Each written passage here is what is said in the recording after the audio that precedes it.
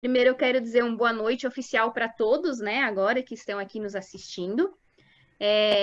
O tema da nossa live de hoje é o bem-estar até debaixo da água, né? A gente, só fazendo aquela breve introdução, a questão do bem-estar já é um consenso de como, o quanto é importante, né, no mundo dos zoos e dos aquários. E também agora a gente sabe que os peixes, crustáceos, cefalópodes são animais sencientes e também tem que ter muita atenção para que a gente possa garantir o seu bem-estar. Por isso, né, o Henrique e a Ellen hoje estão aqui nesse nosso bate-papo para falar um pouquinho dessas necessidades das espécies aquáticas e a importância de como proporcionar esse bem-estar positivo para os animais. Né? Então, eu queria primeiro dar boa noite aos nossos convidados também, né, que sejam muito bem-vindos aqui, e pedir para que vocês se apresentem, né? Então, vou pedir primeiro para a Ellen se apresentar, depois o Henrique. Tá bom. Boa noite, Thaís. Boa noite, pessoal. Obrigada pela oportunidade aí de escutar o pessoal do comitê falando um pouquinho e tentando convencer um pouco mais ainda, né, da importância do bem-estar. Bom, me apresentando para quem não me conhece, eu sou a Ellen. Eu trabalho como responsável pelo setor de bem-estar do Aquário de São Paulo. E mais ou menos a minha história pelo bem-estar ela já começa em 2013, quando eu ainda estava na faculdade. E já desde o início eu comecei a seguir esse interesse pela área dos peixes, especialmente os tubarões e as raias, né, os elasmobrânquios. E, e o que mais me gerou interesse realmente foi a falta de informação que a gente tem na parte de bem-estar para esses animais. E desde então eu comecei a ir um pouquinho atrás, e quanto mais a gente vai atrás, parece que mais a gente descobre o quanto que falta ainda de pesquisa nessa linha. Então, lá em 2013, eu comecei a fazer os primeiros trabalhos, fiz um levantamento com os aquários aqui do Brasil. Depois comecei a fazer observação de comportamento e entrei realmente nessa linha de observar o comportamento de peixes, especialmente os elasmobrânquios, e tentar entender o que está por trás desse comportamento para a gente ir trabalhando em cima do bem-estar. Então, desde 2016 eu já estou à frente do setor de bem-estar do Aquário de São Paulo e agora faço parte também do comitê de bem-estar da ZAB, do comitê de aquários da ALPSA, tentando melhorar e trazer cada vez mais informações na parte de bem-estar para esses animais tão importantes. Bom, boa noite. Eu sou o Henrique. Boa noite a todas, a todos, a Thaís, o pessoal da ZAB, diretoria, comitê de bem-estar da ZAB, nossos colegas. Eu sou o Henrique, eu sou oceanólogo, tenho formação, tenho mestrado em desenvolvimento e meio ambiente, sou gerente técnico da empresa Terra Mar, uma empresa coligada ao Aquário de Ubatuba, sou assessor do Aquário de Ubatuba também, e também atuo na gestão dos aquários da Sabina através do Instituto Argonauta. Meu ramo de atuação vai bastante na linha do design de recintos, né, do planejamento e projeto de recintos de aquários, de ambientes semiaquáticos. Sou auditor da ZAB, né, da certificação de bem-estar, né, já fiz alguns processos de auditoria. E é isso. Espero que todos possam colaborar com perguntas, com comentários. E a gente está aqui à disposição para discutir esse tema que é tão importante, tão atual para os aquários e para os zoológicos. Ótimo. Espero, né? Imagino que a gente vai ter uma longa discussão para a nossa live de hoje. Mas antes, né, da gente começar a fazer as perguntas que virem a surgir, para todo mundo também se familiarizar um pouco mais com o assunto, né? Os dois prepararam aqui uma apresentação inicial para todos nós, e eu vou pedir então para que eles façam agora, assim a gente vai aprendendo mais sobre esse mundo do bem-estar debaixo d'água. E o Henrique vai começar essa apresentação para a gente. Pode ir, Henrique. Tá bom. Eu vou compartilhar a tela aqui. Uhum. A gente deu uma abreviada na apresentação, porque quando a gente começa a se organizar, a gente quer colocar o mundo, né? Tamanha importância do tema, né? Mas algumas coisas só para a gente poder refletir.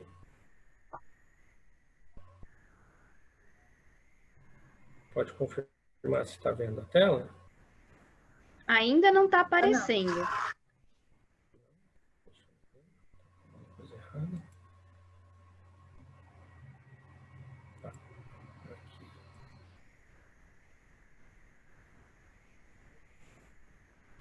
Agora sim. Só colocar no modo de apresentação. Isso. Prontinho. Tá aí, né? Uhum. Bom, a gente está vendo aí nessa imagem um ambiente marinho, né, com duas garopas, alguns salemas, enfim, outros peixes, né?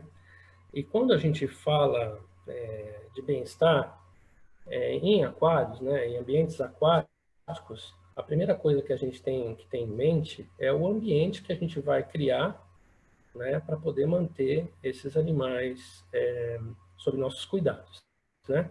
Então, partindo dos 5 domínios, né, do bem-estar, que é uma ferramenta muito interessante, um método, né, para a gente poder considerar todo o bem-estar dos animais que estão sob os nossos cuidados, a gente tem que considerar todas as necessidades desses animais, né, desde as necessidades físicas, né, como o ambiente, né, a nutrição, né, ou alimentação, que eu gosto até mais de alimentação do que nutrição, porque a nutrição é uma parte da questão da alimentação, né, tem outras coisas envolvidas. A saúde, evidentemente, né, vai influenciar o bem-estar, e todas essas necessidades físicas, né, vão agir sobre o comportamento dos animais, na medida que eles interagem, né, com o seu ambiente, que eles suprem as suas necessidades, e também de acordo com o seu histórico de vida, o seu desenvolvimento, né, ele vai desenvolver comportamentos no seu dia a dia, e também a análise do comportamento é fundamental, e a Ellen vai falar um pouquinho mais sobre isso mais para frente. E tudo isso junto vai nos dizer muito sobre o estado mental dos animais, né?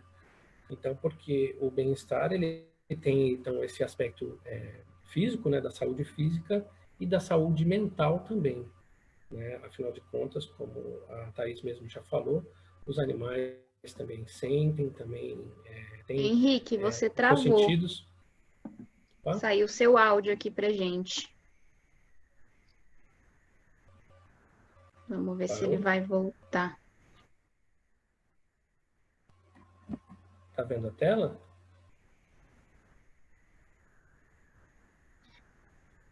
Eu vou parar a apresentação, ver se muda.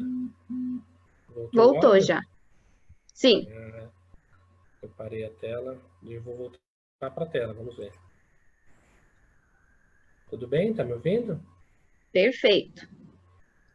Bom, tá bom. Então, eu vou falar um pouco mais sobre o ambiente e sobre a alimentação dos animais, né? A primeira coisa que a gente tem que ter em conta quando a gente pensa na alimentação é que a alimentação, ela tem... a gente sabe muito pouco da alimentação, de uma diversidade muito grande de animais que a gente mantém em aquários, né? A gente sabe muito pouco dos requisitos nutricionais dos animais, a gente precisa muito de pesquisa sobre isso, né? Mas não só dos requisitos nutricionais, mas de como os animais se alimentam, né? Aonde eles se alimentam, quando eles se alimentam, né? Porque tudo isso vai ser importante no nosso manejo no dia a dia, né? Então, como a gente deve oferecer o alimento para uma garopa, por exemplo, né? Qual é a frequência de alimentação, qual o horário, né? Como é que a gente pode quebrar a rotina, né, dessa alimentação. E ouso dizer também, será que os animais eles têm preferências, né, alimentares, né? Tem alguma coisa que ele gosta, que ele não gosta, né?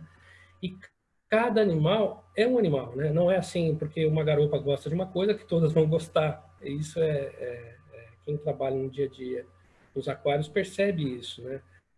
Porque os animais, além deles terem uma personalidade própria, cada um deles, né? Eles também estão numa fase da vida deles. Eles podem ser um juvenil, pode ser um adulto, pode ser um animal até senil, né? Então, é muito importante que a gente considere todos esses aspectos na alimentação dos animais, né? E nos fazer muitas perguntas. É muito importante que quem está no dia a dia dos aquários se questione sempre, né? A partir da observação, e estude e busque conhecer os animais que estão sob seus cuidados, né? E quebrar a rotina, é fundamental. Quando a gente fala do ambiente que a gente vai criar para manter esses animais sob os nossos cuidados, né, no aquário, a gente está falando, a gente tem que considerar diversos aspectos do ambiente em si, né? Mas, sobretudo, fatores, de modo mais simplificado, fatores físicos, né? Elementos físicos e elementos biológicos que vão compor esse ambiente, né? Então, aqui pela imagem que a gente está vendo, a gente consegue ver que tem, do ponto de vista dos elementos físicos, né, desse ambiente, tem o relevo, né, tem o solo, né, o substrato que tem aqui nessa imagem, a água, a gente não está vendo porque é uma imagem estática, mas tem as correntes, né, a movimentação da água, né, tem os elementos químicos também que compõem essa água, né, e tem toda uma comunidade biológica interagindo e mantendo em equilíbrio esse ambiente que está aqui, né? Partindo desde os micro-organismos, as algas, os invertebrados, enfim, uma diversidade muito grande de animais, né? Então, quando a gente vai planejar um recinto, um aquário para manter os animais sob os nossos cuidados, né? Deixa eu ver se eu consigo passar, parece que travou aqui a imagem. Opa, passou. Estão vendo a segunda imagem? Sim. Legal. Aqui uma ilustração apenas, só para a gente falar de alguns pontos, né, que são importantes do ponto de vista das necessidades dos animais que vão estar sob os nossos cuidados nesse recinto, né? Então, evidentemente, a primeira coisa que a gente tem que pensar é o objetivo. O objetivo de se manter esses animais aí, né? Qual é que história que a gente quer contar, enfim, como que a gente vai contribuir para a educação, para a conservação, enfim, de um recinto que a gente vai colocar no nosso aquário, né?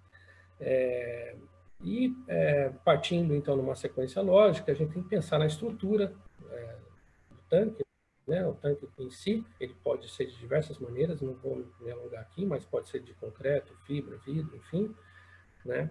A iluminação, fator fundamental, que a gente ainda precisa se desenvolver muito, né? Não só da qualidade da luz, mas da intensidade luminosa, né? Do fotoperíodo, né? A gente sabe que a luz ela tem muita influência no bem-estar dos animais. Só para a gente ter uma ideia, em algumas pesquisas com a aquacultura, identificou, e acho que é até um pouco óbvio, né, por outros assuntos que a gente vê, mas que a luz mais avermelhada, ela provoca um pouco de estresse nos animais, né? Traz um pouco de ansiedade e também fome, né? Os animais comem mais, né? Então, na aquacultura, às vezes, para engorda, se usa a luz avermelhada para estimular o apetite dos animais, enquanto que uma luz mais azulada provoca uma sensação de mais tranquilidade, de calma, né? Enfim, isso é só para ilustrar como a luz pode influenciar no bem-estar dos animais, né? E por que não a luz solar? Né? Não é muito, mas é incomum ainda a gente ver grandes aquários com iluminação solar abundante, né? E será que essa luz solar é importante para os animais, né? Para o ambiente que a gente está criando?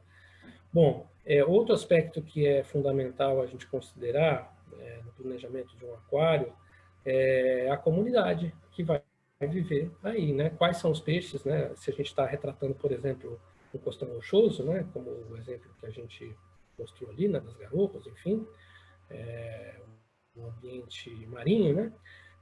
Quais são os animais que a gente vai colocar dentro desse recinto, né? Quais são os animais e como é que eles vão se relacionar ali, né? Então, é fundamental a gente entender nesse planejamento dessa ocupação que os animais vão ter relações e a gente tem que estimular relações positivas. Enfim, a gente tem que considerar o bem-estar de todos os animais, né? Como é que a gente pode reproduzir toda a complexidade do ambiente, um microambiente, né? Nesse aquário, né?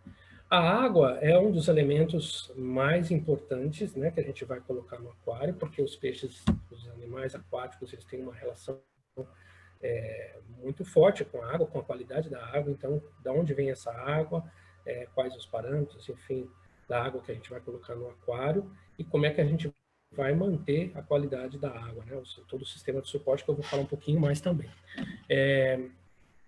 Outro elemento que é fundamental a gente considerar são os abrigos, né?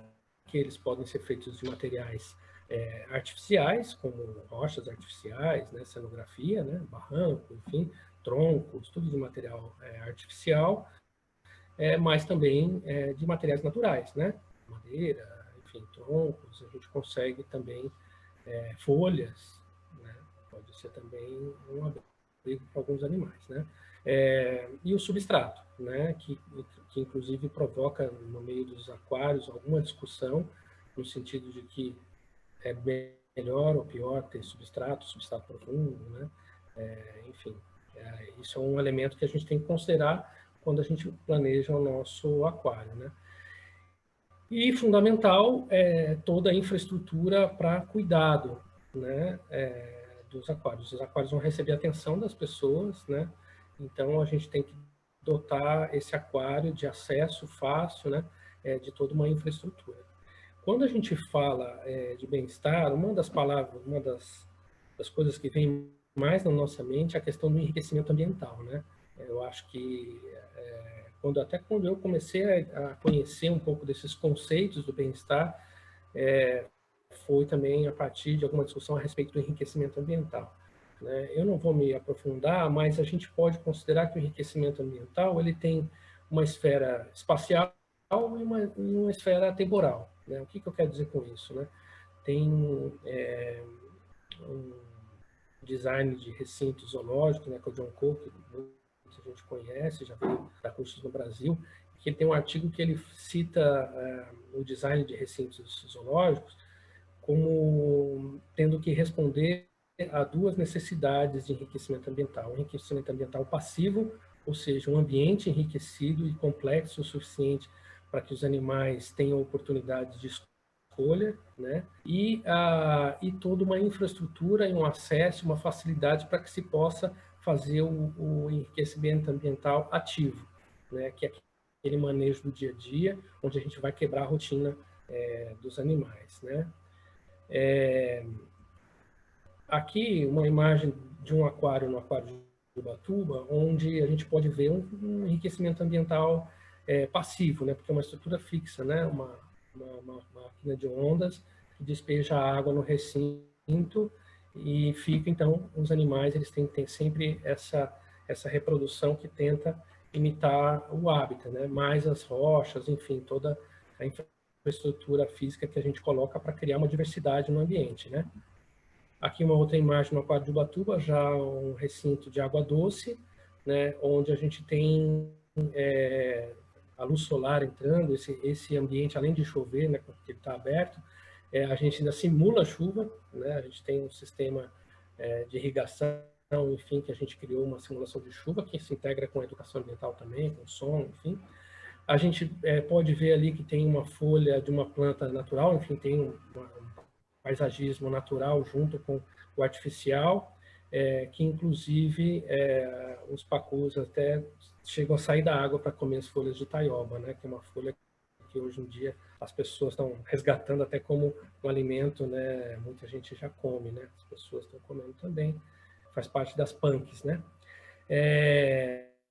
Mas então, quando a gente fala de enriquecimento ambiental passivo, né? Ou do espaço, né? A gente cria então condições para que o ambiente seja rico em oportunidades. E quando a gente pensa nisso, quando eu estou pensando no design do recinto, eu tenho um princípio que eu gosto de utilizar, que me ajuda muito a pensar, é o uso de opostos complementares, né? Eu brinco assim com opostos complementares, porque um dos principais objetivos da gente promover o bem-estar dos animais, talvez seja oportunizar escolhas aos animais, né? Que se eles quiserem ficar expostos, eles ficam, se eles quiserem se abrigar, eles se abrigam, né? Se eles quiserem ficar na luz, eles ficam, se eles quiserem ficar na sombra, eles ficam, né? Então, quando a gente pensa em opostos complementares, quanto mais a gente conseguir diversificar a área rasa, a área funda, a área sombreada, com substrato, com rocha, enfim, mesclar isso, a gente consegue criar mais oportunidade de escolha, né? Aqui também uma ilustração de um recinto de piranhas, por exemplo, né, com vegetação natural, que é muito interessante para as piranhas, né? Também, em alguns aquários tem dificuldade de manter não é dificuldade, eu diria, eu acho que talvez não tenha a cultura de manter plantas naturais nos aquários, mas a gente percebe cada vez mais a importância das plantas, não só para o enriquecimento ambiental, mas para o tratamento da água, né, porque elas fazem parte desse ecossistema que a gente está reproduzindo ali. Também para a educação ambiental, né? Só para vocês terem uma ideia, olha como que é a superfície desse aquário, né? Cheio de plantas. Esse aquário ele tinha um problema com algas que foi resolvido a partir de um plantio maior de vegetação, inclusive com algumas flutuantes, né? Que hoje infiltram bastante a luz no aquário, né? Aqui já lá na Sabina, um exemplo de um enriquecimento ambiental ativo, no sentido de que ele é trocado, ele é tirado dali, né? Um galho comprido, né?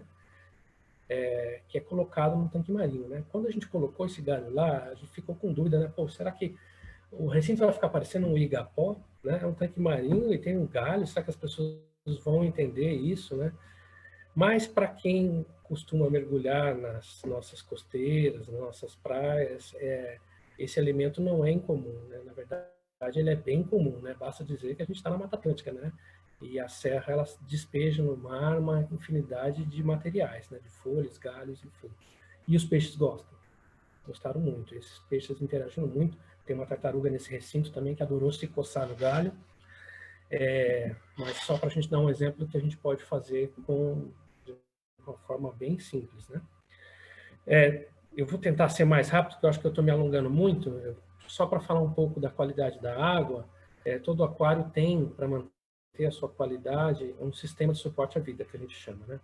Que é todo um sistema complexo ou simples. Ele pode ser mais complexo ou mais simples, mais tecnológico ou menos tecnológico, mas que, de modo geral, ele inclui alguns elementos que vão, como bombas, né, que vão bombear a água, e filtros mecânicos, biológicos, em algumas situações químicos, né, esterilização para controle de organismos patógenos, né, e transparência da água, né. Então, isso é um exemplo típico de um sistema de suporte à vida.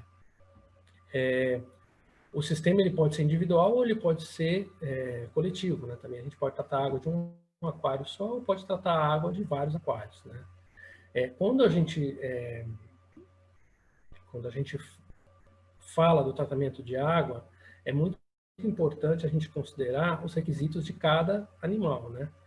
E lembrando que o ambiente natural é nossa referência, né? Na verdade, é a nossa inspiração, né? A gente busca se aproximar de um elemento do ambiente natural.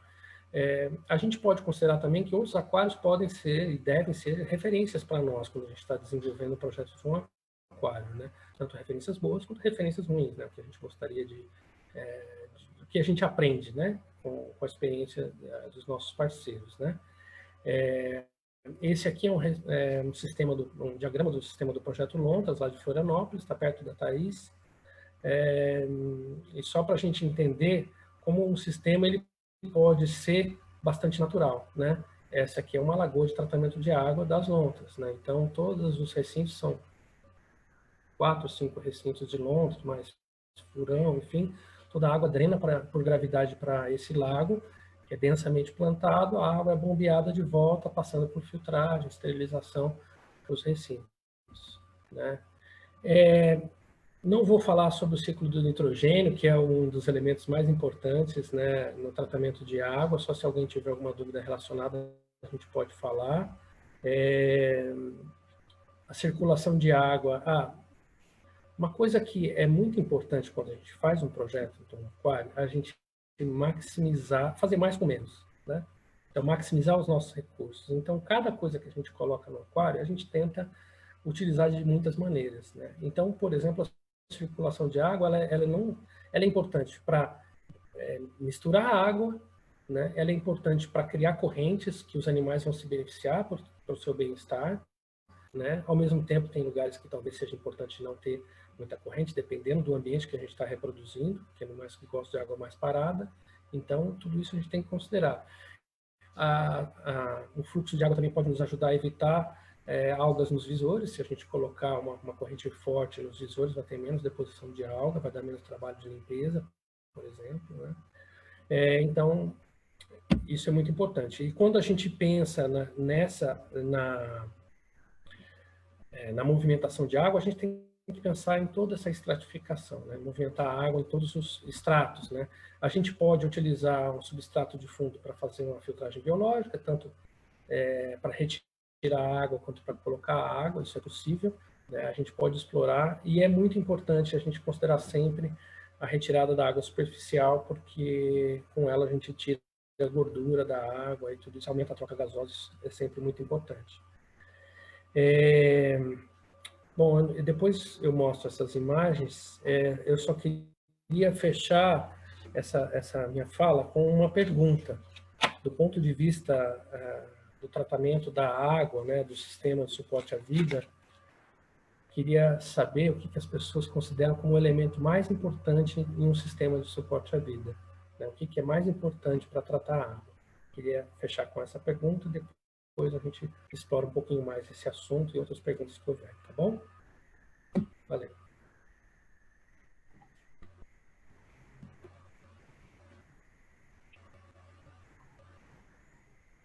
Thaís, você Então, então, pessoal, quem quiser já responder aí a pergunta do Henrique, o que vocês consideram mais importante no sistema de suporte à vida, para depois a gente dar continuidade às discussões, vão colocando aí nas respostas que depois eu repasso para eles. Já temos aqui 4 perguntas, né, dos nossos participantes, mas antes de começar a respondê-las, então eu vou passar a palavra para a Ellen, fazer a apresentação dela, e aí no final a gente responde essas dúvidas que forem surgindo. Então, Ellen, pode a sua vez agora. Vamos lá.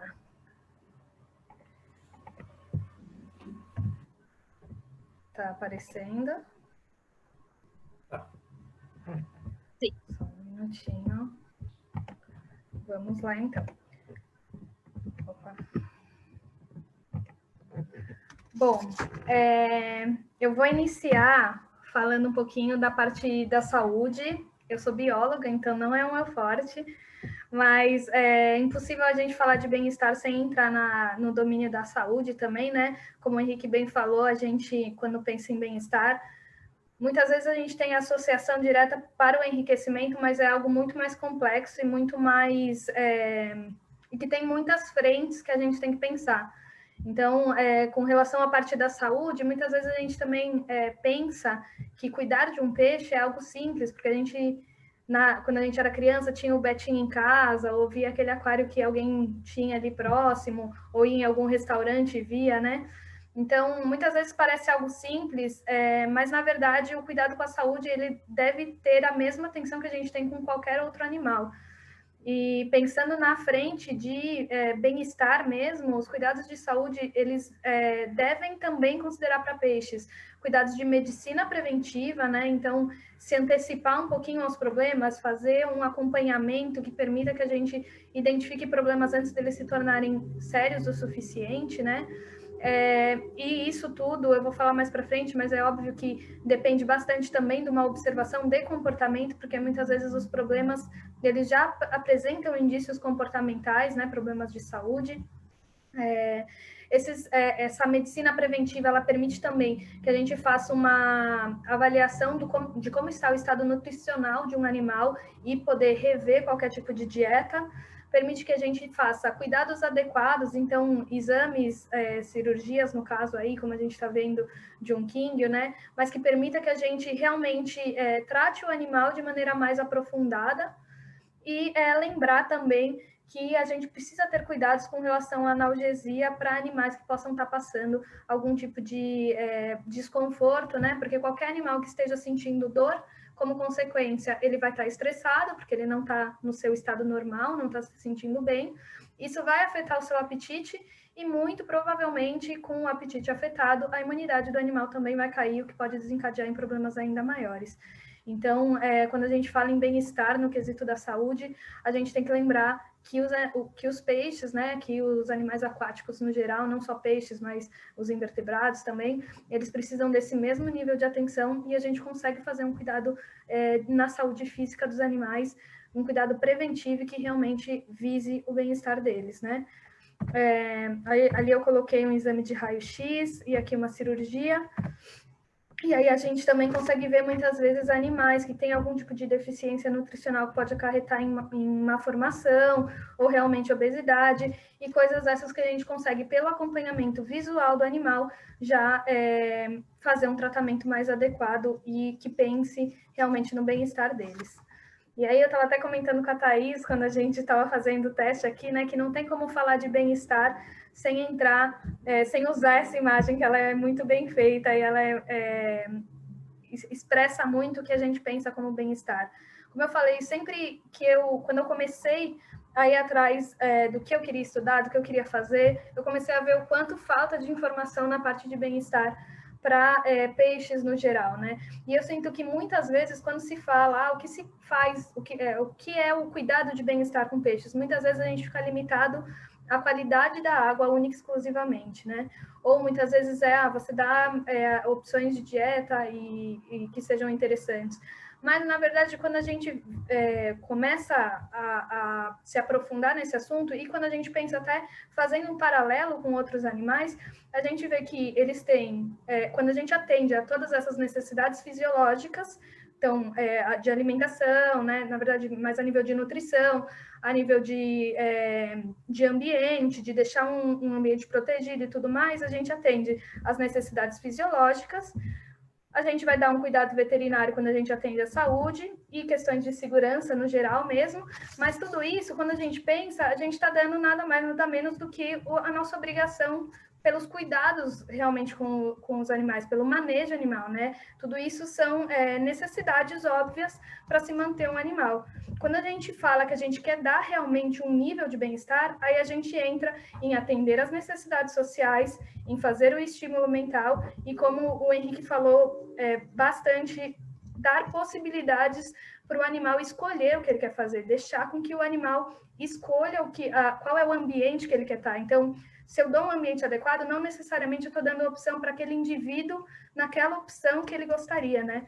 Então, quando a gente fala de bem-estar, a gente tem que ir um pouquinho além e realmente pensar como a gente vai dar, como a gente vai trabalhar esses outros níveis. E é aí que a gente entra também, muitas vezes, nos outros domínios do bem-estar. O que eu gosto de falar é que quando a gente, digamos assim, tira o topo dessa árvore, né, fica só com esse tronco e com essas raízes, a gente corre o risco, no caso dos peixes, de ter diversos problemas, né? Problemas como baixa diversidade comportamental, baixa de imunidade, falta de sucesso reprodutivo, né? Sucesso reprodutivo muito raro, que é super comum quando a gente vê que a maior parte de espécies de peixes e de elasmobrancos ainda a gente precisa desenvolver muitos estudos para realmente entender e chegar no potencial reprodutivo e de conservação deles dentro de aquários e zoológicos. Existe a possibilidade, então, de um ambiente não adequado, os animais serem mais agressivos uns com os outros, ou terem uma baixa de apetite, afetar a longevidade deles, enfim, são diversos problemas que, se a gente se limitar em dar uma boa qualidade de água e um ambiente que para o visitante está legal olhar, né, e para o animal a princípio parece que está adequado, a gente pode estar falhando em outras coisas. Então a gente tem que trabalhar em cima de dar escolhas para os animais, dar estímulos mentais para eles, estímulos comportamentais e atender a todas as outras necessidades que estão um pouquinho fora do óbvio, porque é o que a gente faz para todos os animais, então a gente não pode deixar, como a Thaís falou no início, né, são animais também sencientes e que merecem toda a atenção em todos os domínios do bem-estar. Então aí, como a gente já falou então da nutrição, a gente já falou do ambiente, a gente falou um pouquinho agora da saúde, e aí entrando no domínio comportamental, que é o último domínio do grupo de domínio físico, né, eu trouxe aqui alguns exemplos do que a gente pode fazer como um estímulo ao comportamento dos animais, como um estímulo a fazer com que os animais tenham um comportamento mais natural e tenham possibilidades, então, tenham escolhas dentro do seu ambiente. Aqui, no primeiro ponto, eu trago um pouco do exemplo de enriquecimentos estruturais no geral. Então, tem alguns videozinhos, deixa eu ver. Primeiro aqui, ó, um exemplo de saída de água e que tem um lixa super se aproveitando aqui dessa saída para tomar um arzinho aí, uma aguinha mais fresca e enfim, é algo super simples que faz parte do próprio ambiente, da forma que foi desenhado, mas que permite um ambiente diferente e dar a escolha para o animal de onde ele quer ficar, né? A gente tem também a opção aí, copiando um pouco dos exemplos que o próprio Henrique já trouxe, né? A gente tem a opção de colocar troncos, que eles servem tanto para alguns animais se alimentarem, mas também para abrigo, para refúgio, sombra, enfim, para outros animais. E aqui uma imagem de um item estrutural mesmo, que só de colocar, olha a interação que a gente teve, quantos pirarucus foram ali ver o que era aquilo e, enfim, interagir com aquilo. Então, dessa forma, a gente consegue com que um ambiente, que ele na teoria é fixo, né, um aquário que foi montado ali, mas na verdade a gente consegue ir dando oportunidades diferentes dentro do ambiente e que podem ser oportunidades fixas, como a gente falou, né, aqui nesse caso, mas oportunidades também que a gente insere e retira, fazendo com que haja sempre novidades dentro do ambiente desses animais. Entrando um pouquinho na área da estimulação social, né, de atender às necessidades sociais dos animais, a gente tem também alguns exemplos. Então, que a gente pode fazer o estímulo tanto com próprios animais do ambiente, mas também aqui a gente tem 2 raias que são artificiais e que a gente coloca como estímulo. Óbvio, a gente tem que fazer todo um acompanhamento comportamental para ver qual é a reação. Esses animais, eles estão escondidos e eles não saem da toca de forma alguma, ou eles vão explorar, eles vão ficar com um comportamento de agressividade, como que vai ser? E tudo isso a gente faz com que haja uma mudança no ambiente, com que os animais eles tenham que lidar com a capacidade de enfrentamento deles, e isso tudo traz um efeito super positivo, tanto para eles lidarem com problemas reais, né, que podem acontecer dentro do ambiente deles, mas também de estarem com uma melhor imunidade, por estarem sempre imunoestimulados, e, enfim, acabar afetando também outros parâmetros que não só o ambiente social mesmo. Aqui a gente tem um espelho e a gente vê quanto rico acaba sendo o comportamento dos animais, né? Então, eles passam por aqui, a gente vê uma mudança de coloração, que é um grande indicativo para a gente também de que o animal está interagindo, e a gente pode acompanhar para ver o que isso significa. Às vezes pode ser um comportamento realmente social. Aqui a gente vê até uma raia nadando aqui por cima, querendo se aproximar para entender o enriquecimento. A gente vê a posição aqui da dorsal, tudo isso acaba sendo indicativos para a gente. E, enfim, acho que vale muito o estímulo. Mas mais do que isso, muitas vezes a gente fica em cima de estímulos que são mais óbvios, né, que são os sociais, que são os estruturais, às vezes os alimentares, mas a gente consegue também fazer estímulos que vão além disso, como os estímulos sensoriais, e que são tão importantes quando a gente pensa no ambiente aquático. Muitas vezes os animais eles vivem em ambientes mais limitados, né? Não vivem em ambientes tão abertos, vivem em refúgios, mas ainda assim tem uma estimulação constante, novidades constantes, que elas são carregadas pela própria água. Então, a questão dos estímulos sensoriais, eles são muito importantes nos peixes no geral, e são os que muitas vezes são os menos estimulados. E aí aqui eu trouxe 2 exemplos também, é óbvio, né? Um deles, na verdade, todos, a gente tem que sempre ter muito cuidado na hora que a gente faz algum tipo de enriquecimento, porque a gente não conhece os efeitos, então tem que ser feito com observação, tem que ter tempo limitado, enfim. Mas aqui a gente tem 2 situações. Uma é um recinto que eu vi uma vez, que o visitante ele poderia fazer uma movimentação da água. Então, enquanto gira essa rodinha aqui, a água se mexe e aí os animais eles têm uma interação. Então, é como se fosse uma corrente ali que surgiu e depois parou. Então, é óbvio, a gente tem que tomar cuidado com o efeito a longo prazo disso, o estímulo que pode se acumular, mas acaba sendo uma forma de enriquecimento aí, fazer essas mudanças de corrente, mudando então qual que é o ambiente que vai estar mais estável e menos estável dentro do recinto. E aqui nesse outro... E aqui nesse outro caso... é só uma foto. A gente tem um tubarão com uma caixinha que foi do meu projeto de mestrado, né? Que é o estímulo com um sorvete, como se fosse um bloco de gelo de água e manjericão, um estímulo olfativo, e aí a gente vê a interação tanto direta dos animais quanto depois com o item que ia se espalhando pelo recinto, a interação deles, o que gerou, na verdade, a observação desse enriquecimento permitiu que eu visse vários efeitos como animais que têm problemas de estereotipia, de natação repetitiva, mudando o seu comportamento, mudando o sentido de natação, o percurso de natação, para ir interagir com um item, e esse efeito durando algum período depois do enriquecimento. Então, a gente vê o potencial dos enriquecimentos sensoriais para os animais aquáticos no geral, né? Mas, principalmente, a gente tem que sempre pensar o que o animal é mais motivado durante o dia para fazer, para definir quais são os enriquecimentos que a gente mais vai realizar. E, geralmente, né, a maior parte dos animais, eles vão ter duas grandes motivações. Ou se alimentar, né, que é o estímulo da busca que está ali por trás, e eles vão atrás do seu alimento, fazer todo o forrageio e tudo mais. Então, os itens de enriquecimento alimentares, eles acabam sendo bastante interessantes. Ou se eles não vão estar procurando seu alimento, normalmente, especialmente animais que já são mais presa, eles vão ser altamente motivados para comportamentos de proteção, né? Então, aí a gente tem que pensar bastante nas opções de refúgio e, enfim, formas de fazer com que o animal consiga explorar de maneira segura o seu ambiente.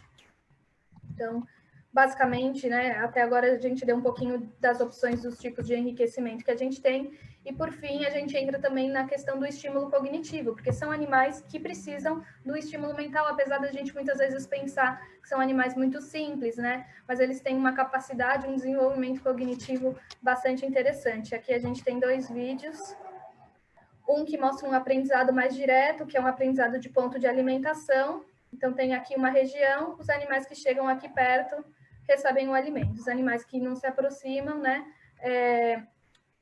depois de aprendido, eles vêm se alimentar somente nesse ponto. E aí esse outro é um próprio condicionamento. Tem uma pessoa aqui, um mergulhador aqui. E aí o tubarão, ele está numa placa e recebendo a recompensa por ficar parado na placa, enquanto a gente consegue fazer algum acompanhamento do score corporal do animal, tocar ou qualquer tipo de machucado que ele possa ter, a gente consegue ter um contato um pouco maior. Então, super positivo também para cuidados veterinários. E aí, basicamente, né, como eu falei, a gente precisa pensar nos estímulos dos animais. Então, a gente precisa considerar que peixes também têm necessidades e emoções que guiam os seus comportamentos. Então, muitas vezes a gente esquece de criar novas oportunidades que mantenham os animais estimulados e alertas, na verdade, a tudo que eles têm que estar dentro do ambiente deles. Então, a gente tem que aproveitar e criar de maneiras muito simples, né? Não precisa ser nada super elaborado, que nem aqui que a gente tem um recinto maravilhoso que eu adoraria que fosse na minha casa. A gente consegue, com folhas mesmo, criar ambientes que sejam de segurança para os animais e que permitam com que eles se sintam realmente estimulados dentro do ambiente deles. Então, se ele quiser sair, ele vai encontrar outro ambiente de segurança próximo, né? E também lembrar que para alguns animais é muito importante ter grandes grupos. Então, a gente pode mantê-los em grandes cardumes e que isso é super importante para atender às suas necessidades de segurança, né? Atender ao medo do animal de ficar isolado dentro do seu ambiente. E tudo isso deve ser pensado e colocado em prática no dia a dia.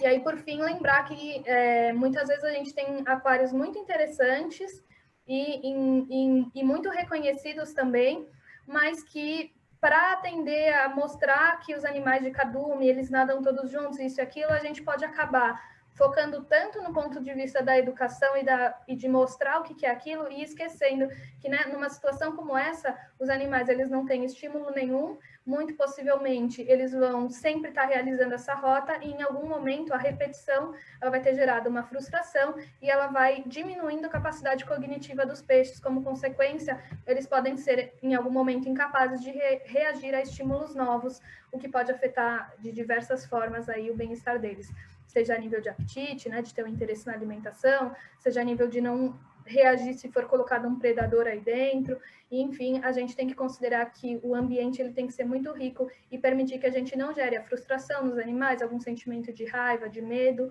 ou de realmente não ter nenhum tipo de estimulação, porque eles são animais que têm um cognitivo muito avançado e que a gente só tem uma dificuldade de entender como eles pensam por serem animais muito distantes da gente, né, com uma biologia bem diferente da gente, evolutivamente falando, Então, às vezes fica difícil para a gente entender, mas isso não quer dizer que eles não tenham a necessidade dos mesmos cuidados que qualquer outro animal. Então, era isso mais ou menos que eu queria mostrar nessa apresentação. Deixa eu voltar lá. Pode abrir para as dúvidas, Thaís. Eu só queria terminar com uma frase. Já que o Henrique terminou com uma frase, eu vou terminar também. O que eu mais gostaria de falar e passar para todo mundo é que a gente precisa parar de tratar peixe como lote. Peixe não é lote, como muita gente às vezes ainda pensa, né? A gente precisa lembrar que existem particularidades de espécie para espécie, existem muitas individualidades.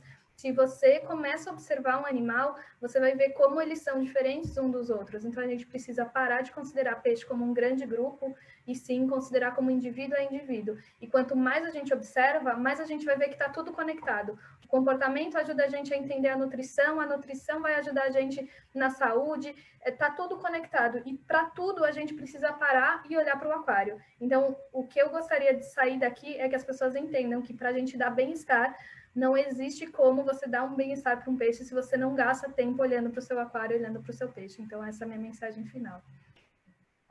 Excelente. Acho que fecha perfeitamente, né? Quando a gente fala em bem-estar, por isso que a gente fala que é um conjunto, né? Os domínios, eles são totalmente interligados, como você acabou de falar.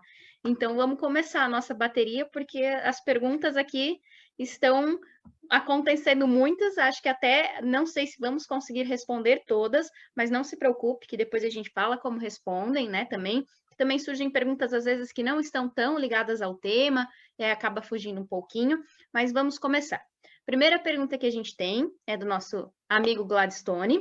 Ele coloca assim: a instrução normativa do IBAMA é a referência oficial para nortear a manutenção e o manejo dos aquários. Fala da qualidade de água, capacidade populacional, etc. Quais os aspectos dessa instrução que deixam a desejar no quesito de bem-estar animal? E quais pontos deveriam constar numa instrução ideal? Quem quer começar? Quer que eu comece, Henrique? Até eu ligar meu microfone, pode começar. Tá bom. Olha, na minha opinião, a normativa ela falha em vários sentidos. Acho que o principal sentido que mais me incomoda da normativa é que, na verdade, quando a gente chega a um determinado tamanho de peixe, ele coloca uma delimitação que você precisa ter basicamente um aquário que caiba o dobro do tamanho do peixe, né? Só que ele não coloca o efeito cumulativo disso. Então, para você ter um mesmo... eu não sei se estou deixando claro o que eu quero dizer, mas assim, se você tem 10 peixes de maior que, sei lá, eu acho que é 80 centímetros, se eu não me engano, ou se você tem um peixe maior que 80 centímetros, é praticamente a mesma definição na instrução normativa. E isso é o ponto que, acho que, na minha opinião, mais deixa a desejar, porque desconsidera que praticamente todo recinto, né, todo aquário, todo tanque, praticamente todos eles você não mantém uma espécie só. São alguns casos muito particulares de indivíduos que são realmente mais... que são mais solitários, né? Enfim, que a gente acaba mantendo. Então, esse é um dos pontos que mais me incomoda. Outro ponto é que a instrução normativa ela é muito limitada, né? Ela define tamanhos que muitas vezes não pensam de acordo com a espécie. A gente tem indivíduos que são sedentários, e aí ela pode atender muito bem. Enquanto que a gente tem indivíduos que eles têm uma maior necessidade de movimento, né? E aí ela já não vai atender tão bem. Então, eu acho que ela faz uma visão um pouco superficial de como é o uso de espaço para peixes no geral. E, para mim, na instrução normativa já tinha que ter entrado a necessidade de enriquecimento ambiental, isso para todos os animais, né? Infelizmente, estamos longe disso, mas já tinha que estar como uma exigência dos órgãos mesmo. Acho que a Ellen falou acho que praticamente tudo, né? Assim, eu acho que principalmente a questão da dificuldade da normativa de atender essas questões de espaço, né? A partir da particularidade de cada animal, né? Do seu comportamento, né? Tem animais que precisam de mais de área do que de volume, por exemplo, né? Então, a instrução não trata isso de uma maneira talvez muito correta. Embora eu queria desviar, mas mantendo o assunto, de que talvez mais importante até do que a instrução normativa seja a gente ter uma Secretaria de Meio Ambiente um grupo de técnicos capazes de entender as questões de bem-estar dos animais, né? Que possam monitorar o funcionamento dos aquários zoológicos, né? E que possam entender do assunto, né? Que a gente muitas vezes não encontra essa habilitação e essa estrutura técnica operacional nas secretarias de meio ambiente, né? Isso acho que é muito importante para entender coisas que vão além do que se pode colocar ali numa instrução normativa, né? Por exemplo, a questão dos parâmetros de água, não se tem, a instrução normativa fala um conjunto de parâmetros que tem que ser monitorado, mas não dá nenhuma referência de como é que tem que estar esses parâmetros, né? Então, eu posso monitorar esses parâmetros e está tudo bem, né? E se a amônia estiver estourando, ou se eu tenho um recinto de elasmobranquio, eu tenho um nitrato 150 ppm, enfim, né? A instrução normativa não trata disso, né? Não dá limites em parâmetros. E isso eu acho que do ponto de vista da qualidade da água, é um limite bastante complexo, né? Mas eu entendo que seja difícil, talvez, de colocar tudo isso, né? Pela complexidade, pela quantidade de espécies, né? Dentro de uma instrução normativa. Talvez o que a gente precise mais é um sistema todo complexo, né, de gestão que permita a gente melhorar cada vez mais, né, toda a estrutura. Ótimo. Então, já esclarecemos uma, vamos à próxima. Vou inverter a ordem, então, agora. Quem vai começar respondendo vai ser o Henrique, depois a Ellen complementa se tiver alguma necessidade. A Eudiz ou Eudiz, me desculpa se eu estiver falando errado agora, quer saber de onde vêm os animais que vão compor os aquários. Então, os animais eles podem vir de diversas fontes, digamos assim, né? Podem vir de sistemas de aquacultura, né? Por exemplo, os animais todos do tanque amazônico do aquário de Ubatuba veio de piscicultura, né? de produção. Pode vir da pesca, né? Boa parte do nosso plantel vem dos pescadores, né? Alguns, inclusive, vêm de uma pesca, na verdade, um rejeito de pesca, da pesca do camarão, né? Que os pescadores normalmente não aproveitam. Às vezes, inclusive, é uma pesca bastante impactante, a pesca do camarão, e a gente consegue, com alguns pescadores, ter um cuidado, né, de manter alguns animais que vão parar no aquário. Ele pode vir da reprodução, né? Por exemplo, nossos sistemas de água-viva, a gente tem todo o ciclo fechado, com 3 espécies que a gente consegue reproduzir no aquário, cavalos marinhos também, a gente tem um ciclo fechado, mas acho que a fonte principal, né, são os recursos pesqueiros. E aí tem uma limitação, é interessante essa pergunta, porque quando a gente pensa em criar ambientes, microecossistemas, né, microambientes dentro dos aquários para que eles possam ser mais autossustentável possível, né? E a gente tem uma limitação muito grande na coleta de animais que não são objeto de pesca ou que não são objeto nem de aquarismo, porque também os peixes também podem vir, alguns peixes de lojas de aquarismo, né? Que vende peixes para aquário residencial, de animais que não são convencionais, né? Como é que a gente coloca, por exemplo, alguns invertebrados, poliquetas, enfim, toda uma gama de invertebrados, ou, enfim, que a gente poderia estar enriquecendo o nosso ambiente. Isso ainda é muito limitado também, não há uma norma muito clara, né, para invertebrados, enfim, a forma de coleta, enfim, tudo isso é muito complexo ainda.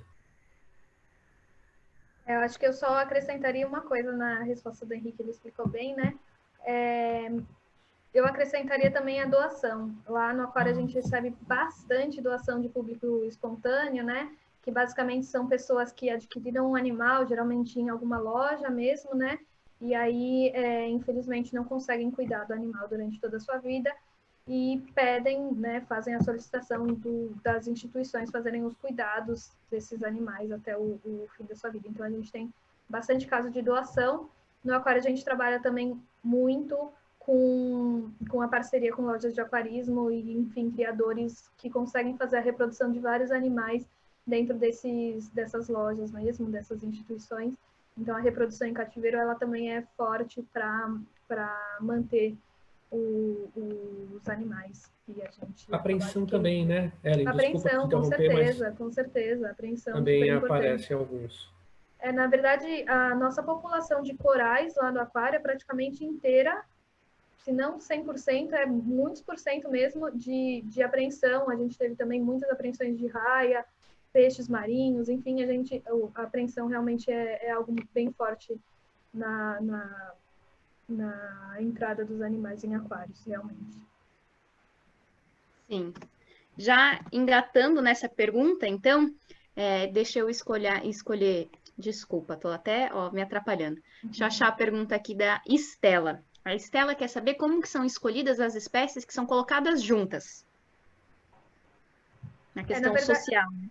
Na verdade, o primeiro ponto de todos é sempre analisar o ambiente que os animais vivem. Então, se o ambiente está de acordo, esse é o primeiro ponto, né? A gente nunca vai colocar um animal que depende, por exemplo, de uma qualidade de água muito diferente um do outro, porque senão você está dando qualidade de um ambiente para um e tirando de outro, né? Então, primeiro de tudo, é pensar na similaridade do ambiente que o animal vive. Depois é pensar no comportamento, se são animais que podem conviver junto ou não, né? É porque muitas vezes um animal, por exemplo, se você coloca muitos animais que são territorialistas dentro de um mesmo ambiente, sem dar opções suficientes dentro daquele ambiente para os animais, a gente pode acabar gerando aí uma agressividade e que vai afetar a saúde dos animais. Enfim, então basicamente sempre pensar no ambiente, no tamanho do recinto, então se você vai conseguir comportar mais animais dentro desse ambiente também, e no comportamento, se são comportamentos compatíveis ou não. Geralmente são essas as considerações. E também ver se o indivíduo que você está tendo não tem nenhuma outra particularidade que possa não permitir que viva com outro animal. Por exemplo, alguma exigência alimentar, que você vai ter que fazer alguma alimentação ou algum tratamento de água por questão de saúde, que faça com que o animal não possa ser mantido junto com algum outro. Sim, e também na diversidade de ocupação do recinto, né?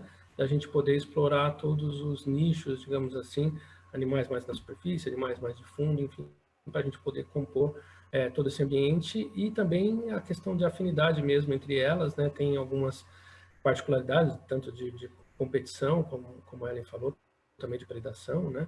Embora em muitos aquários a gente consiga estabelecer algumas populações de presas e predadores, né, com alguns cuidados, mas isso tudo também é muito importante. E também tem espécies que não se adaptam com muita facilidade à vida no aquário.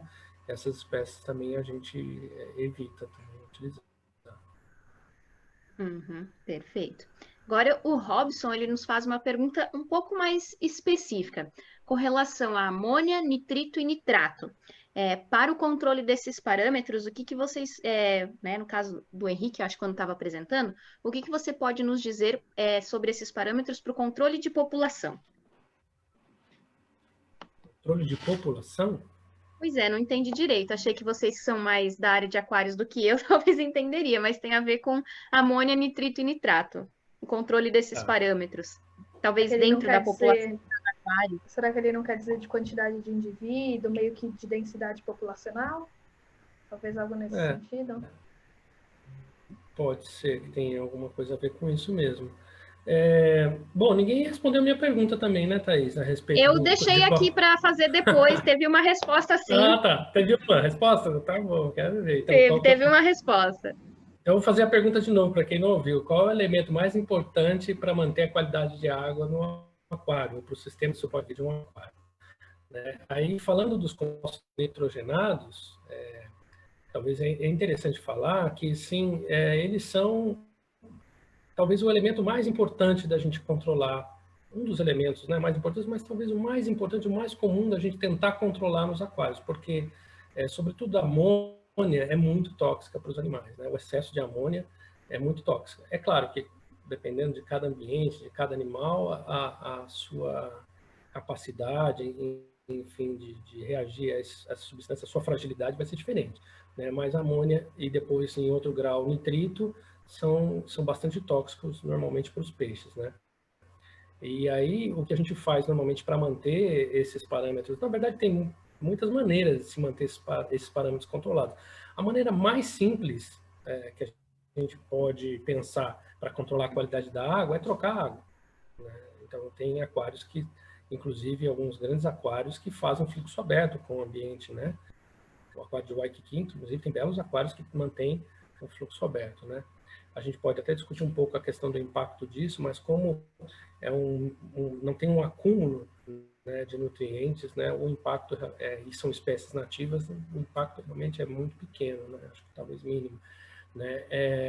Mas se a gente não tem esse fluxo aberto, a gente tem que ter estratégias para manter aquela qualidade da água, né? E essa estratégia, ela passa, como a Ellen bem falou, está tudo muito interligado, né? Até o estresse dos animais vai afetar a qualidade da água, né? Aliás, afeta muito, né?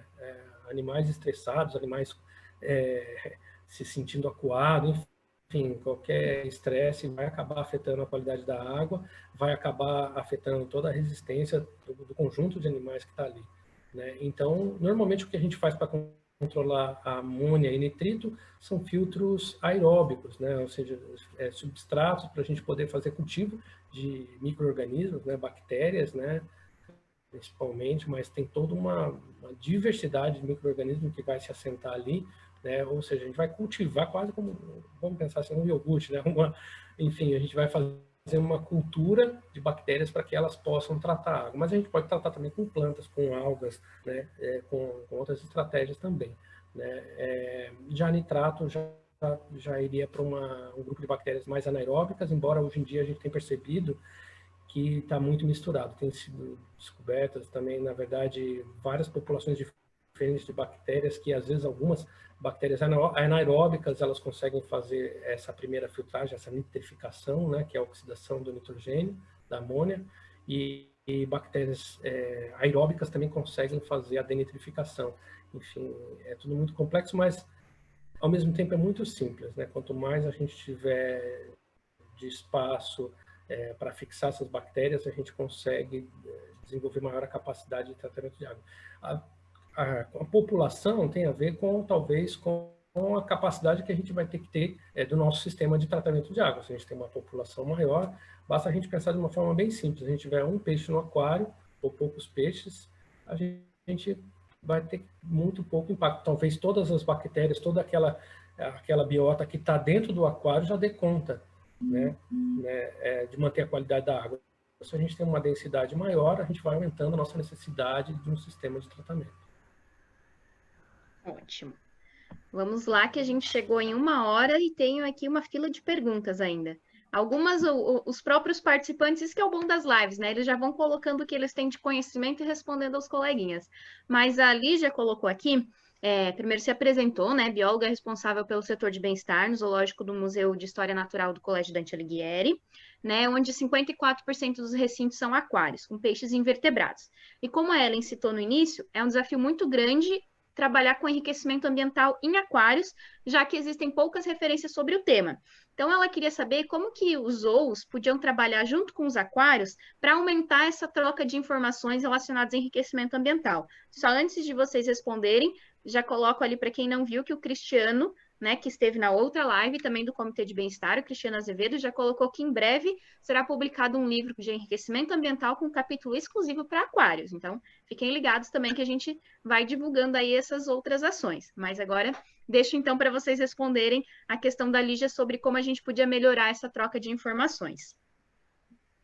Eu acho que o primeiro ponto que a gente pode começar, na verdade, que a gente tem que trocar de informação é entender o que a gente tem que pensar na hora que a gente está planejando um enriquecimento. O que está por trás? Acho que esse é o primeiro ponto. E principalmente tudo que já deu errado em zoológicos e para a gente saber o que a gente tem que pensar e planejar.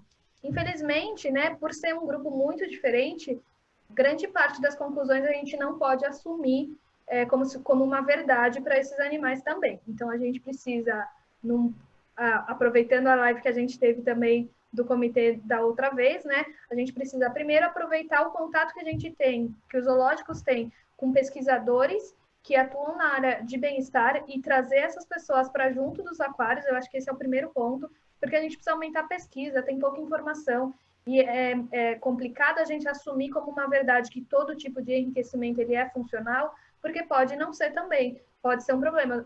Existem trabalhos que falam que, dependendo do enriquecimento estrutural, você pode estar estimulando um estresse de territorialismo para alguns animais. Então, assim, a gente não pode assumir tudo como uma verdade absoluta. Vamos fazer enriquecimento porque é bom e ponto final.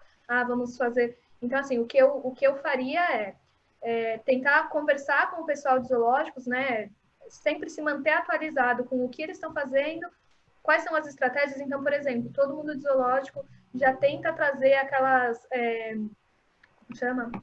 Como se fosse um guia do que vai ser o enriquecimento, do que você está pensando, qual é o tamanho, toda uma estruturação prévia para uma aprovação antes de colocar ele em prática. Então, a gente tentar trazer essas ideias que já são mais práticas corriqueiras nos zoológicos para começar a fazer parte da rotina do dia a dia de quem trabalha com os aquários. Então, acho que o primeiro ponto que a gente tem que trazer é esse, e o segundo ponto é ir atrás dos pesquisadores que estão interessados em aumentar o conhecimento nessa área que realmente a gente precisa desenvolver. Tem pouquíssima coisa, geralmente ele está associado ou ao aprendizado ou à criação, né, na parte de aquicultura no geral, ou então estrutural.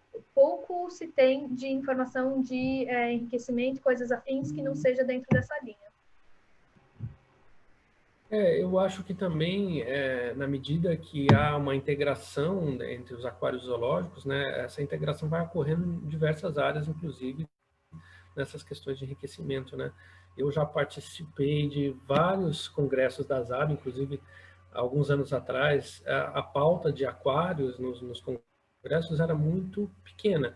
Embora devo confessar que eu aprendi muitas coisas vendo palestras exclusivamente de questões zoológicas, principalmente porque a gente percebe que muitas metodologias, né, se adaptadas, evidentemente, às nossas realidades, às nossas necessidades, elas podem ser aproveitadas, né? Então, de todo o método de acompanhamento do comportamento, né, do etograma, de como estruturar, né? Então, toda essa metodologia de como fazer, o que analisar, como observar, como acompanhar, como montar um projeto, né?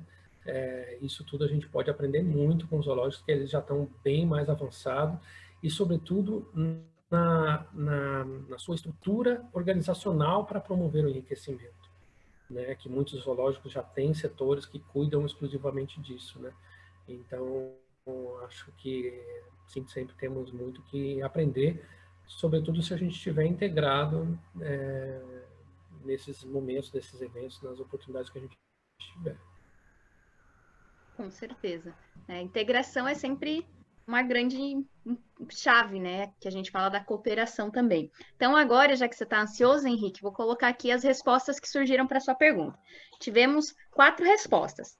Primeira, seria a adequação aos parâmetros do ambiente de origem e a estabilidade. Outra opção de resposta, o pH da água. Terceira opção de resposta, o oxigênio dissolvido, ou então a qualidade da água. Agora você nos responde. Tá.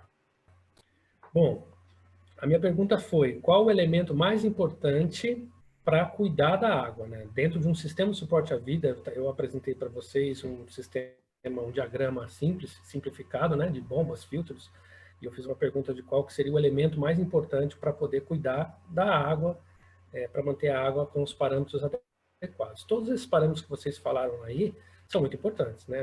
O pH, para algumas espécies tem mais relevância um ou outro, mas, sobretudo, a flutuação, manter os parâmetros estáveis, normalmente é uma das chaves da gente manter a qualidade da água. Mas a provocação que eu fiz é porque o elemento mais importante do meu ponto de vista são as pessoas que cuidam dos aquários, né? São as pessoas que cuidam, são as pessoas que alimentam.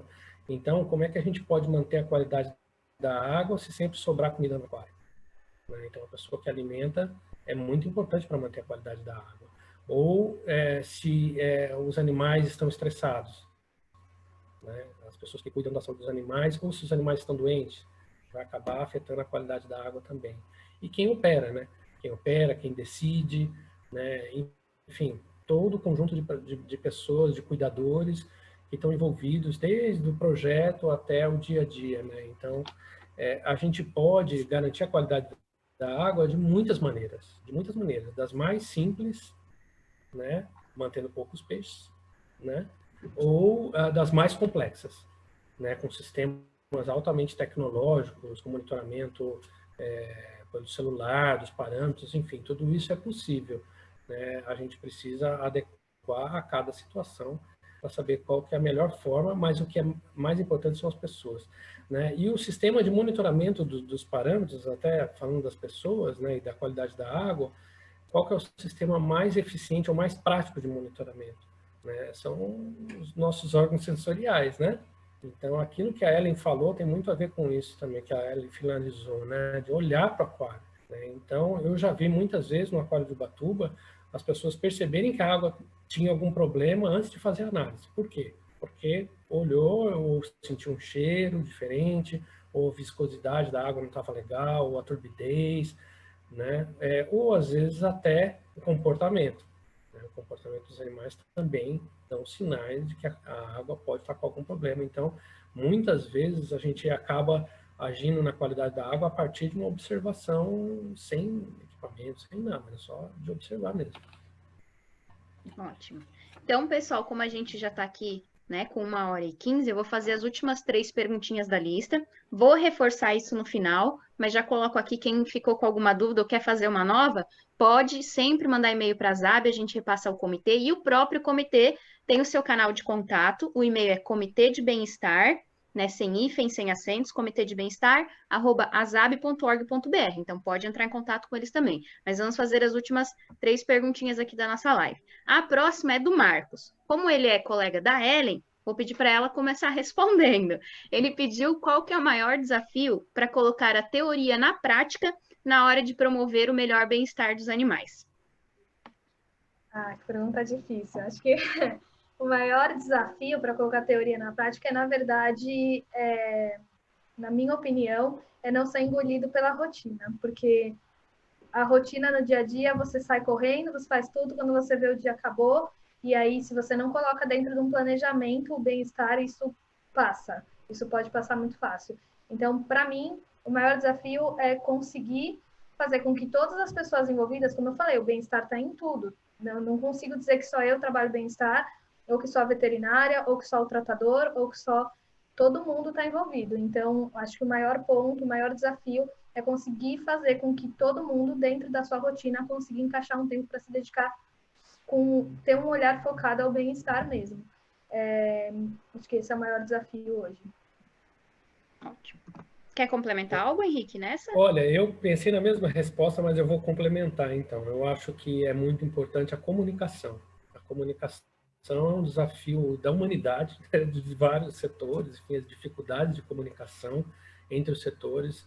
E eu acho que quando a gente tem uma equipe que se comunica muito, né, que se ajuda, que coopera, né, é sempre muito mais fácil. Então, é um grande desafio. As relações sociais, né, dentro de uma instituição, como todas são, tem esses desafios. Então, acho que é um dos pontos mais importantes é a gente cuidar das pessoas para que elas possam cuidar bem dos animais. Eu concordo, e na verdade, só finalizando, é a partir, na verdade, da comunicação que, pelo menos a minha experiência lá no aquário, ela foi a partir do momento que a gente começou a fazer reuniões muito mais regulares, conversar e ter esse feedback, o que está acontecendo, o que você está sentindo, eu já estou sentindo outra coisa, que a gente começou que eu percebi, na verdade, que a nossa evolução estava sendo muito mais rápida. Então, com certeza, a comunicação, ela é essencial e é uma coisa que a gente tem que se policiar para manter ela sempre o mais ativa possível. A próxima pergunta é bem interessante, né? Eu tô só aqui como mediadora, né? Não sou da área de aquários, por isso a Ellen e o Henrique estão aqui para responder, mas eu acho que seria uma das perguntas que eu faria. O Felipe colocou assim: creio que um aquário reutiliza a água de alguma forma. O Henrique até acabou comentando em algum momento sobre os fluxos de água, né? Principalmente essa economia reutilização, desculpa, por razões econômicas. Mas quais são as outras práticas sustentáveis que podem ser implementadas num aquário, principalmente num backstage, para tornar ele mais orgânico? E se existe algum exemplo no Brasil ou no mundo de um aquário com esse molde assim bastante sustentável? É que eu respondo? Uma boa pergunta. Quer começar, Ali? Deixa eu ver se eu entendi a pergunta. A pergunta é mais no sentido do o que a gente faz de sustentabilidade, digamos assim. Ele imagina, por exemplo, como o aquário tem um grande volume de água, né? para manutenção, provavelmente deve ter alguma técnica também para reutilização dessa água. E se além dessa técnica de reutilização, quais outras práticas sustentáveis que podem ser implementadas? Bom, acho que o primeiro ponto é ter um sistema de filtragem que consiga fazer com que você evite ao máximo as trocas parciais, né? Se você tem um bom sistema, boa qualidade de água, ela vai se manter por mais tempo, e aí já começa a diminuição desse, digamos assim, desperdício de água pela troca. Outra coisa que a gente utiliza bastante também é realmente o reaproveitamento da água que é de troca. Então, por exemplo, ao invés de eu simplesmente pegar uma água de troca, por exemplo, que a gente faz no nosso oceanário, que é o nosso tanque que tem os peixes e tudo mais, como o peixe ele depende de uma qualidade de água muito maior do que, por exemplo, um pinguim, do que um mamífero aquático, porque eles já não precisam da água desse ambiente para retirar nutrientes, enfim, já a utilização da água ela é feita de forma diferente, a gente consegue também reaproveitar essas trocas parciais de água.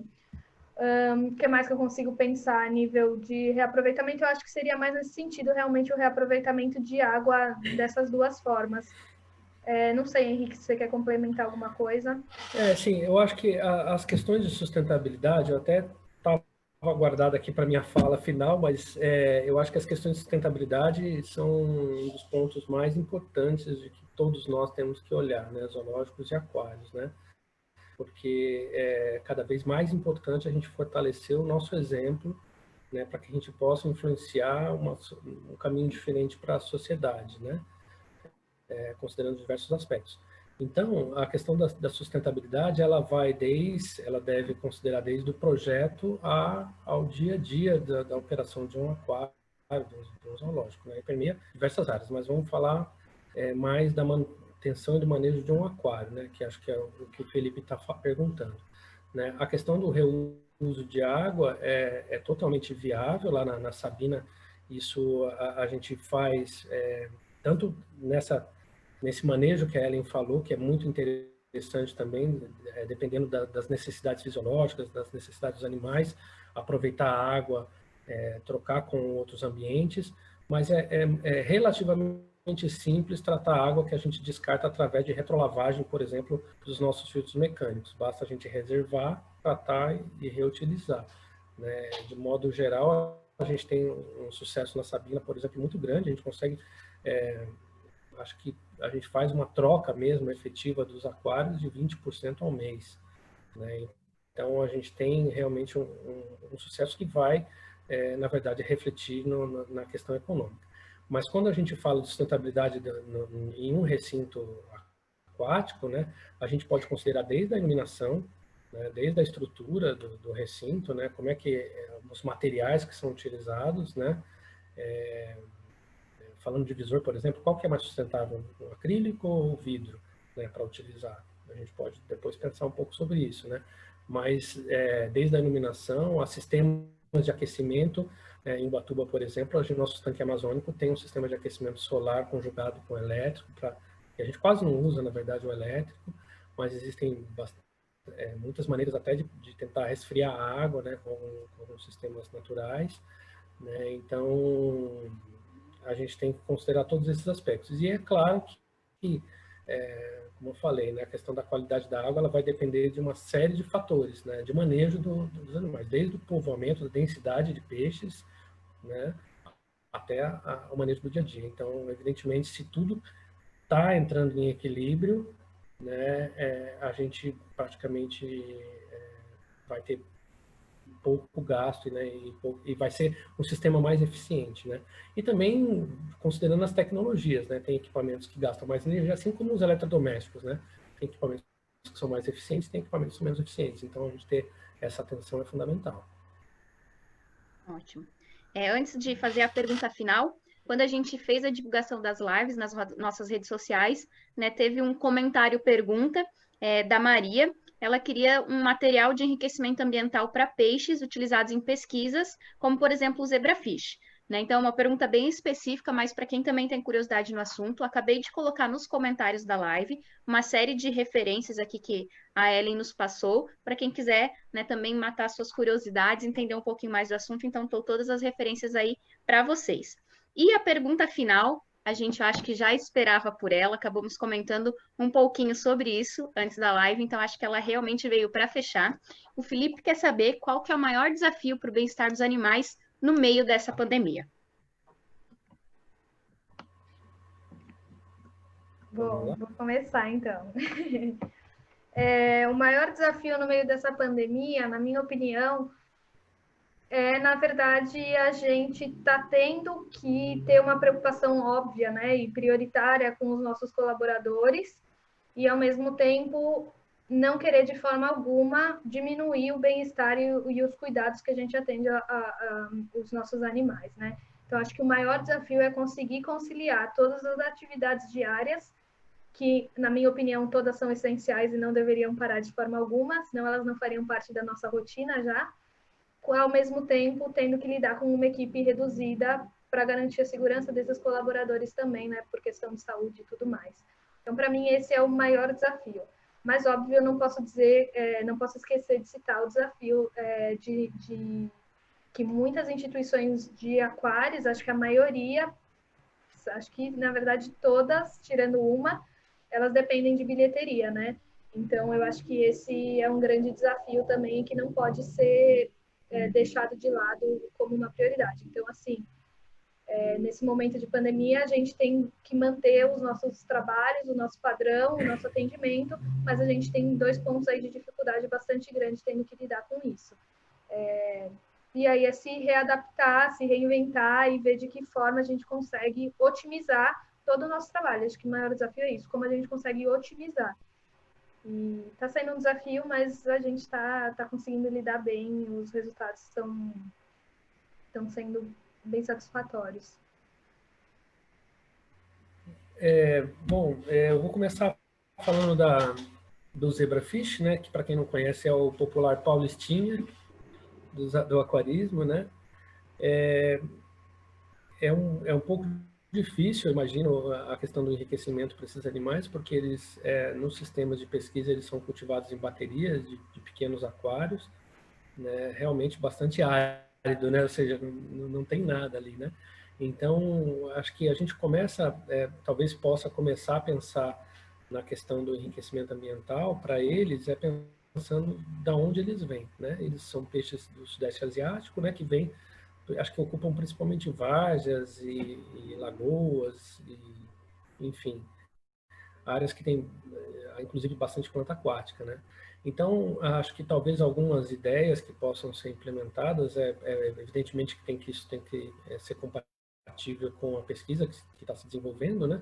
Mas eu acho que é possível colocar alguns objetos dentro desses aquários, né? Desses recintos, alguns abrigos, embora eles são muito ativos, não sei se eles vão ficar em algum abrigo com alguma estrutura mais fechada, né, como, por exemplo, um pedaço de tubo de PVC, né, que poderia ser, mas é possível testar, né, alguns animais gostam disso, né, mas eu especularia alguma coisa com planta, se não natural, talvez por motivos da pesquisa, talvez algumas plantas artificiais, eles inclusive gostam muito, acho que até se reproduzem com plantas, né, então acho que talvez as plantas artificiais sejam importantes, né.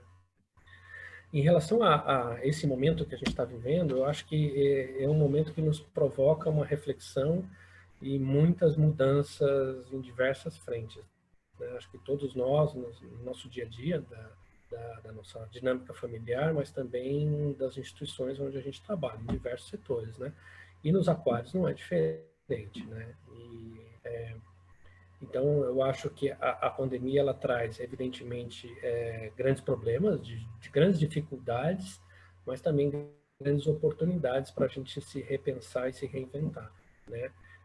Os aquários, de modo geral, são muito mais fechados do que os zoológicos, né? Então, a gente tem um impacto disso, né, na saúde não só dos visitantes, mas das pessoas que trabalham nos aquários, né?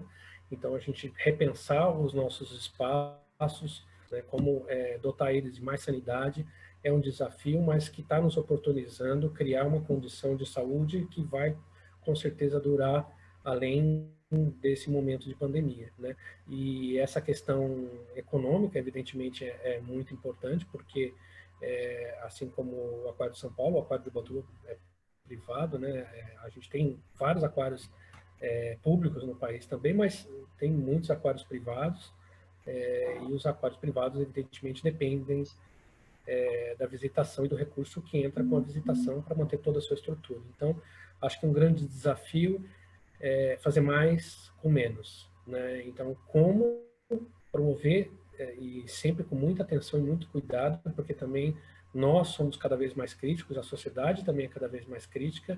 Então, como promover com muito cuidado o bem-estar dos animais, minimizando os custos, né? E aí essas questões de sustentabilidade que a gente falou agora há pouco, elas vão nos ajudar, né? Tanto a enfrentar essa questão da limitação de recurso, como implementar práticas que vão ser úteis não só para a gente, né, mas para a gente poder mostrar e poder falar para as pessoas, né? Então, desde repensar a questão da iluminação, boa parte dos aquários ainda explora pouco a luz natural, a questão da densidade de peixes é uma coisa importante, né? Densidade, né? Ou seja, quanto mais equilibrado é o ambiente que a gente está criando ali, né? É melhor para todos, melhor para os animais, menos custoso. Então, quanto mais equilíbrio a gente conseguir atingir, né, mais sustentável vai ser toda a nossa operação. Excelente. Então, como mensagem final, aqui antes da gente encerrar, né, vou dar o desafio de cada um fazer sua fala aí de encerramento, sua mensagem final em 1 minutinho. Vai lá, Ellen, começa você. Bom, como mensagem final, então, vou tentar não me estender muito, mas basicamente o que foi a proposta da gente vir conversar aqui é da gente, na verdade, abrir a nossa cabeça, né? Sair desse mundo que a gente pensou e estabeleceu para os peixes e ver que, na verdade, existe um mundo gigantesco, diversas oportunidades para a gente trabalhar e estudar mais sobre eles e, especialmente, trazer o bem-estar nas suas diferentes frentes para todos eles. Então, a minha mensagem final, o que eu espero que todos tenham sentido aí com essas nossas falas e com a nossa apresentação aqui, é que a gente sempre pode fazer melhor pelos bichos e que muitas vezes esse esforço, ele na verdade, ele não precisa ser tão complexo e tão difícil. Com poucas mudanças a gente consegue melhorar muito o ambiente para os animais. E eles são como nós, eles têm sentimentos, eles têm emoções, eles sentem, né, são sencientes. Então, a gente precisa fazer todo esse trabalho e dar para eles toda essa atenção, que parece muito difícil, mas que depois que a gente começa a trabalhar e olhar para eles, a gente vê que eles dão todos os sinais do que eles estão precisando e pedindo para a gente. Então, o desafio e o pedido que eu faço para todos é que vocês olhem mais para os seus recintos. Legal.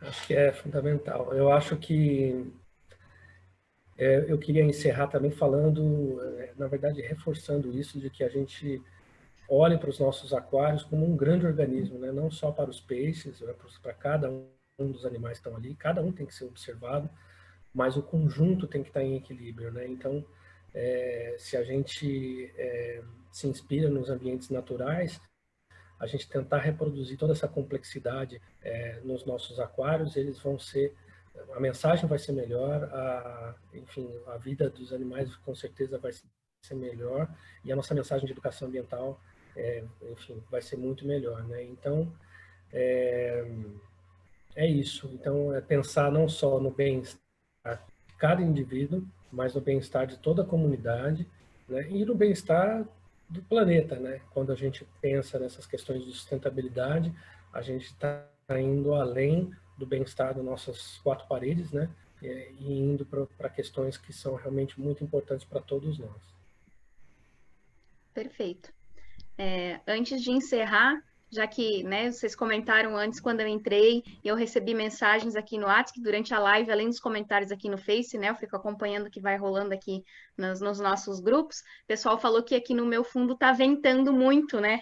A gente até ficou brincando com essa situação. Gente, é o mundo da tecnologia que a gente tem que aproveitar. Né? Então, eu quis entrar aí nesse clima dos aquários, dos oceanos, né? Ter um fundo agradável, assim como foi a nossa conversa. Né? Então, por isso, esse fundo aqui de praia, eu estou na minha casa, né? Mantendo o meu isolamento, tudo certinho, não se preocupem. E queria repassar, né, a Ellen e o Henrique aqui, que choveu palminhas, ótimos, obrigados, muito bom, coraçõezinhos, né? Então, agradecer muito, muito, muito vocês por terem feito esse momento com a gente. Recebam, né, todo o nosso carinho, que a gente possa passar de alguma forma. Fica, então, aqui o nosso agradecimento. E como eu falei, reforço agora, se ficou ainda com alguma dúvida, quer trocar mais ideias com o nosso comitê, eles são super abertos, né? Manda um e-mail, comitêdebemestar@azab.org.br ou para a secretaria que a gente repassa, entra no site, manda mensagem no Face, no Instagram, não tem forma de ficar sem contato com a gente repassa para o comitê, eles entram em contato com vocês, né? Assim a gente vai sempre fazendo essa troca e todo mundo vai evoluindo junto. Então, agradeço muito. Fica o convite, quem quiser, amanhã também continuamos com as lives sobre os studbooks, toda quinta-feira às 7. Vocês podem acompanhar também e fiquem aguardando aí as novidades do nosso Comitê de Bem-Estar. Né? Então, obrigado para todo mundo. Tchau para vocês, pessoal. Boa noite. Tchau, boa noite para todos. Obrigada, pessoal. Boa noite.